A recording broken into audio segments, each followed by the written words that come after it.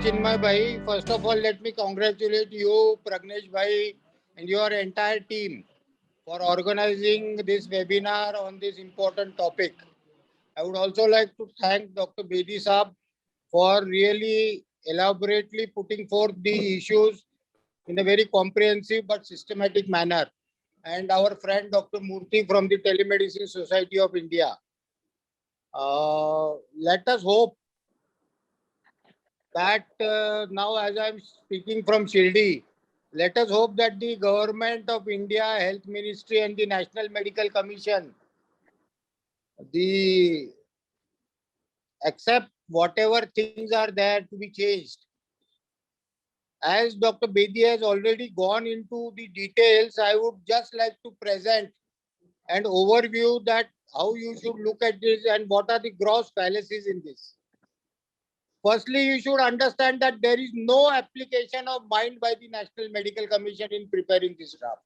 I am very blunt and very clear in my mind. Like whatever 1.5 years, 2 years functioning of National Medical Commission we have seen, they have paradoxical circulars and paradoxical decisions.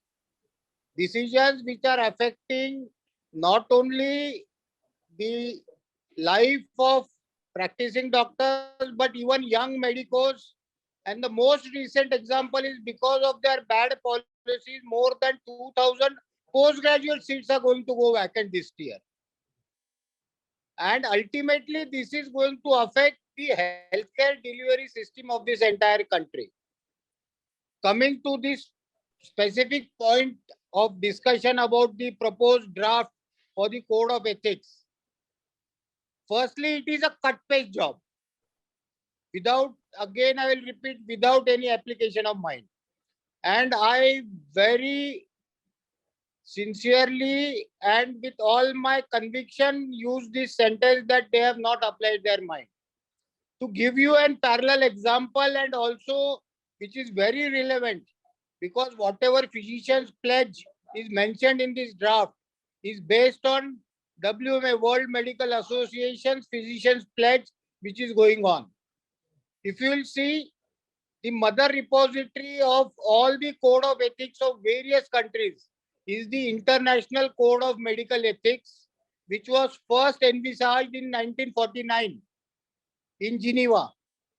So the physician pledge also came out of it, and in 1949, India was also an important, not only an important signatory, but an important participant player in formulating this International Code of Medical Ethics by World Medical Association.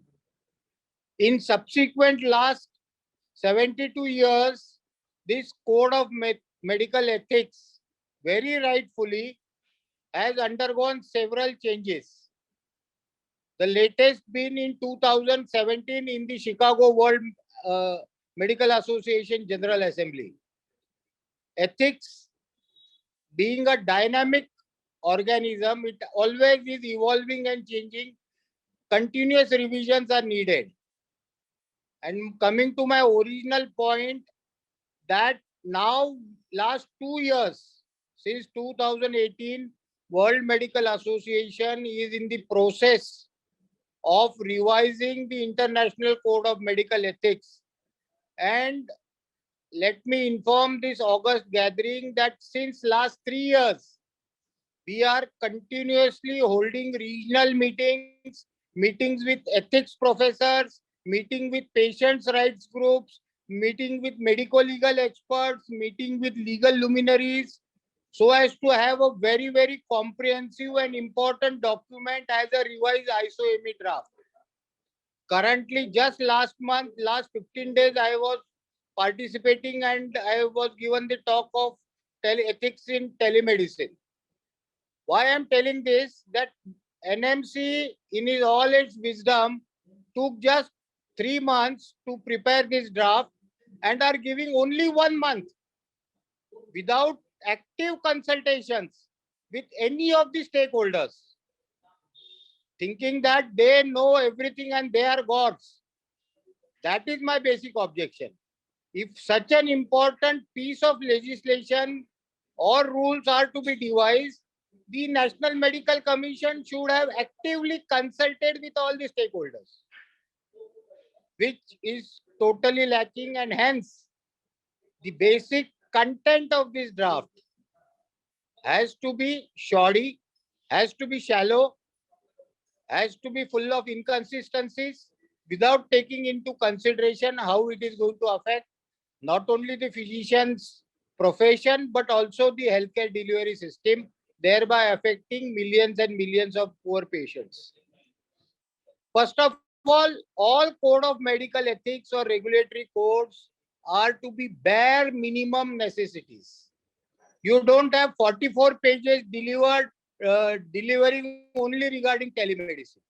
The such elaborate codes don't exist anywhere in the world. Second thing, the physician's clinical autonomy and the professional independence should never be compromised by any code of ethics.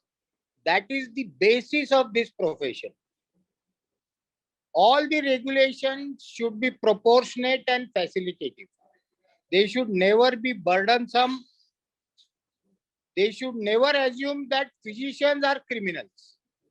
When we go through this entire proposed draft, we find that they are taking into grant that we are going to do some mistake.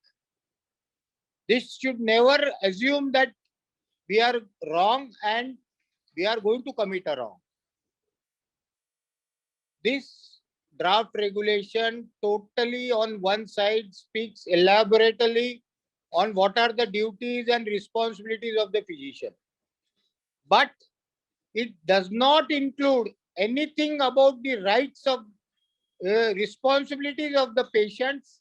Neither, unfortunately, it includes anything to protect the rights of physicians. If you'll see a parallel model code of conduct, say of advocates, the Bar Council of India code clearly states in its preamble and its objectives that this regulatory body also has a bounden duty to protect physicians. We find there is absolutely no mention, only telling us that you do this, you do this, you do this, otherwise you will be punished. You do this, otherwise you will be punished. What about our own regulatory body? Is it not the duty of our own regulatory body, which gives us our registration, gives us our license, which regulates us? Don't they have any duty to protect our rights also? Another issue which one should understand, that this legislation takes away the autonomy of state medical councils. State medical councils, health being a state subject, are fully autonomous bodies created out of the legislations of those particular states. On one side, you are saying that they will give registrations, but they will not be eligible to take action. Such kind of dichotomy, like in many other regulations in this particular draft, does exist this. Another important point is now they have added that NMC will decide upon giving compensation, which was never ever in the ethical act. Nowhere in the world it is there that the regulatory body which regulates the ethical conduct of a physician has the power, authority to give compensation, because they don't have the means, ways and means. And if at all you want to include this, then the NMC should categorically say that then the medical profession will not be held liable neither in the consumer forum or any other forum. You can't have multiple forums deciding about compensation. Today's district forum, consumer forum also decides, the civil court also decides the civil liability, and on now the third forum is the National Medical Commission deciding about the compensation. This can't work. And if what also it was expected, all over India we talk of good governance and single window system. Then why only medical profession is subjected to multiple forums for facing trial for medical negligence? right from Human Rights Commission, Women's Rights Commission, Civil Code, Criminal Code, National Medical Commission, State Medical Commission, everywhere the medical for the same crime, same alleged crime. If I have committed a medical negligence, the patient sues me in multiple forums. This should stop. It should be only, if it is the National Medical Commission, it should be only the National Medical Commission, and then appellate authority should be only High Court or Supreme Court. So also one should understand the paradox of this ethical regulation. Why I say paradox is, in good old days, doctor-owned clinics, doctor-owned hospitals, or a family of doctor running hospitals, nursing homes, were the mainstay. Last 2 decades, we are seeing that professional business houses are entering into healthcare establishments. Now they are governed by business ethics. While if Ravi Vankhedkar runs a hospital, he is governed by this code of ethics. I can't advertise, I can't pay commissions, I can't do so many things. While a for-profit organization, because that entity is for profit, so it is only governed by business ethics. So it can advertise, it can market, for marketing purposes, it can give commissions. This dichotomy, this paradox of application of ethics to the same set of establishments delivering healthcare. But because the ownership is different, one is what we called as own account enterprises, that the doctor-owned hospitals, and other is for-profit organizations, that is private or public limited companies owned healthcare delivery, healthcare establishment. Nowhere this paradox seems to be addressed in this. Another thing which one needs to totally understand is how to define the relationship between the physician or healthcare givers and the pharma industry. The medical profession relation with the pharma industry has to be contributory for development of healthcare sector. You just can't say that there should be a total dissociation between these two entities, because they are interrelated. Unless and until the pharma industry develops newer molecules, the healthcare delivery system and the patient is not going to benefit. No doubt, the most important basis of this symbiotic relation is to see to it that there should be never be any conflict of interest. But it seems and it appears that it takes for granted that the relation between the medical profession and the pharma industry is like something a bribe giver and a bribe taker. This entire regulation is framed with that particular viewpoint, which should not be the case. Again, a very important but paradox which is there in regulating. I don't know how many of you are aware that the medical profession is governed by ethics, that they should not accept gifts, money, any sorts of emoluments, travel support from pharma industry. But is our pharma industry having those ethics? Absolutely not. N number of times we have represented that as in the Western world, the pharma industry should also have compulsory by rule code of ethics in their relationship with the medical profession. What they are doing under the pressure of pharma industry, they are supposed to have a voluntary code of ethics. The pharma industry says that we will voluntarily follow it. So again, there is a dichotomy.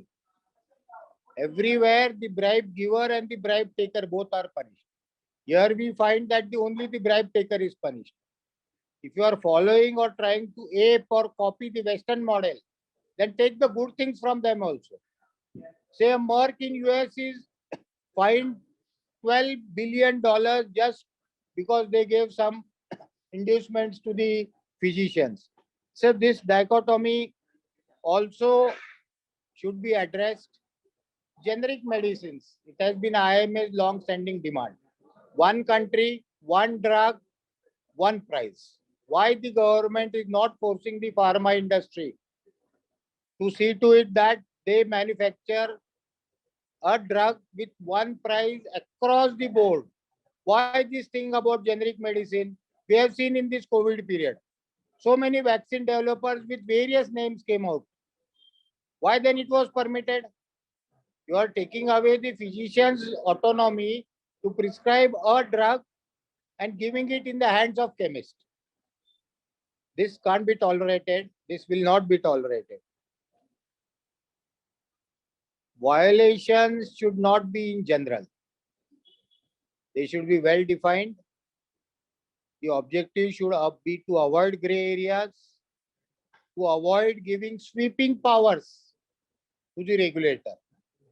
There's one sentence that any other violation. What do you mean by any other violation?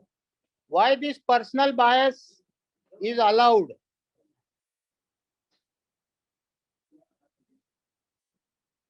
That is why Indian Medical Association is in active consultation with all the specialty organizations, all our branches, and we have consolidatedly prepared a response which will be shared with everyone for further refinement. We'll submit to the National Medical Commission, and in spite of that, if they don't agree, then agitational means, legal means, political listening, all instruments to see to it that this particular hodgepodge, haphazard, cut page job, or draft legislation prepared without application of mind does not see the light of the day. Thank you very much, friends.